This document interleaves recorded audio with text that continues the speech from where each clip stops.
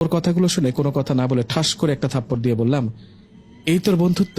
এদিকে তখনই নাসরিন বলে উঠল, নিশাত, মানে তুমি যেটা ভাবছো সেটা বিষয়টা এমন নয়।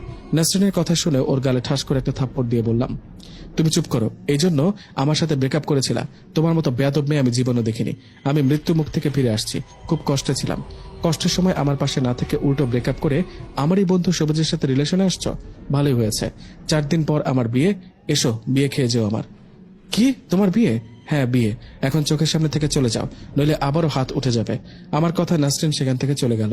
এদিকে আমি সবুজকে বললাম, কেন কেন করলি এমনটা? তুই না আমার বন্ধু, বন্ধু হয়ে বন্ধুকে কালো জাদু করতে পারলি? কই, আমি তো কালো জাদু করিনি। অনেক হয়েছে, দয়া করে অভিনয় বন্ধ কর। বল তাড়াতাড়ি, কেন করলি?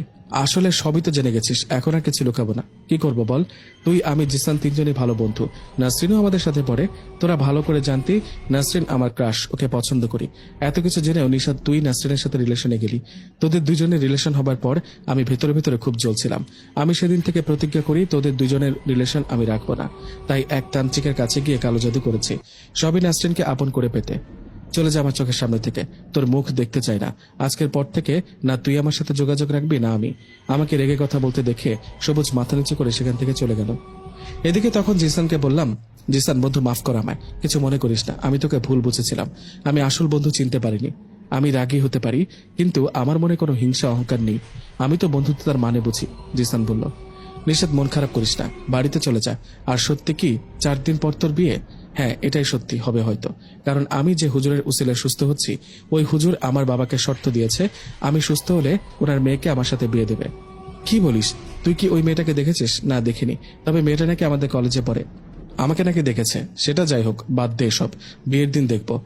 আর আমার বিয়েটা কবে হবে তোকে জানাবো, আসিস কিন্তু। ঠিক আছে, চল এবার বাড়ি চল। জিসানের কথায় বাড়িতে চলে আসলাম। বাড়িতে আসার পর সামনের দিনগুলো ভালো যেতে লাগলো। আগের মতো আর ভয় পাই না, কোনো ভয়ঙ্কর ঘটনাও ঘটে না। আমি সুস্থ হতে থাকি।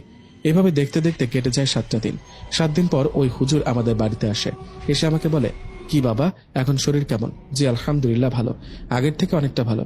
বাবা বলল, আমি তো ভাবতেই পারিনি আমার ছেলেটা আবার সুস্থ হবে, স্বাভাবিক হবে। আল্লাহ রহমতে সুস্থ তো আছে, তাই না? তাহলে এখন আমাকে দিয়ে কথা রাখুন, আমার মেয়ের সাথে আপনার ছেলের বিয়ের দিন। হ্যাঁ, আমি কথা দিয়েছিলাম আমার ছেলে সুস্থ হলে আপনার মেয়ের সাথে বিয়ে দেব। আমি আমার কথা রাখলাম।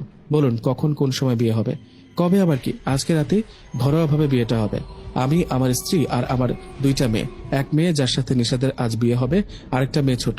আমরা এই 4 জন আপনাদের বাড়িতে আসব, এখানে বিয়ে হবে। আসলে আমাদের বাড়ির সাথে লাগানো অনেক বাড়ি, ওখানে বিয়ে হলে অনেকে জেনে যাবে। আমি চাই সবাই এদের বিয়ের কথাটা দেরিতে জানুক। আচ্ছা ঠিক আছে, সমস্যা হলে আমাদের বাড়িতে বিয়ে হবে। তাহলে এখন উঠি, সন্ধ্যায় দেখা হবে ইনশাল্লাহ। এ বলে উনি চলে গেলেন।